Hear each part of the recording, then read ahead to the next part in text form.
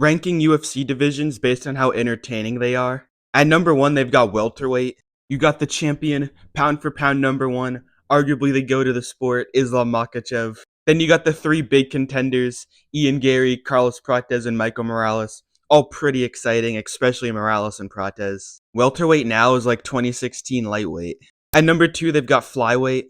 You got the champion Joshua Van. He's probably going to blow Max Holloway out of the water with significant strikes. Then another pretty entertaining striker in Manel Kopp.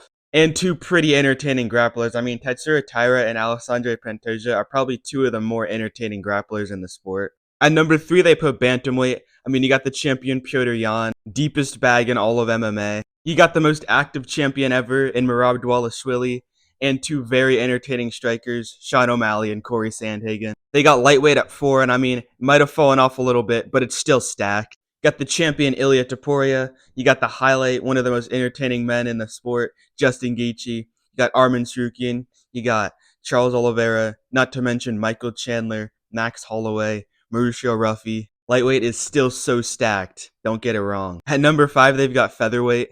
Greatest featherweight of all time, the champion Alexander Volkanovski. You got Movsar Evloev, the decision merchant. Doesn't mean his fights are boring though.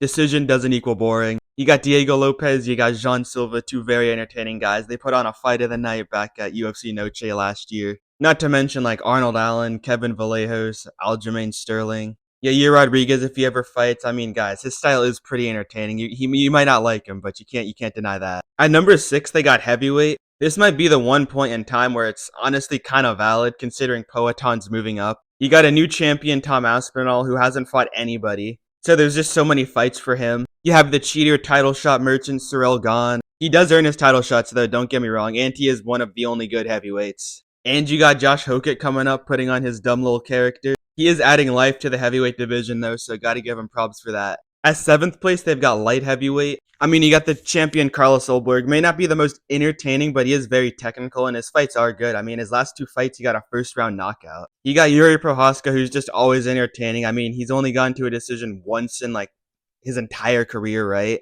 Ankalaev, again, may not be the most entertaining, but his fights are very technical, and he is very good. And the Eraser, he might be one of the most entertaining light heavyweights, actually. He's coming for Carlos Ulberg, Paulo Costa champ 2027. And last place, they've got middleweight. You got the champion Sean Strickland. I mean, his fights may not be the most entertaining because he doesn't get finishes that much. They're not boring though. Like, he's just a very defensive technical striker. And Imavov, Dricus, and Hamzat, and all of their fights are pretty entertaining. I mean, outside of 319 with Hamzat and Dricus, all of Hamzat's fights and all of Dricus' fights are pretty entertaining.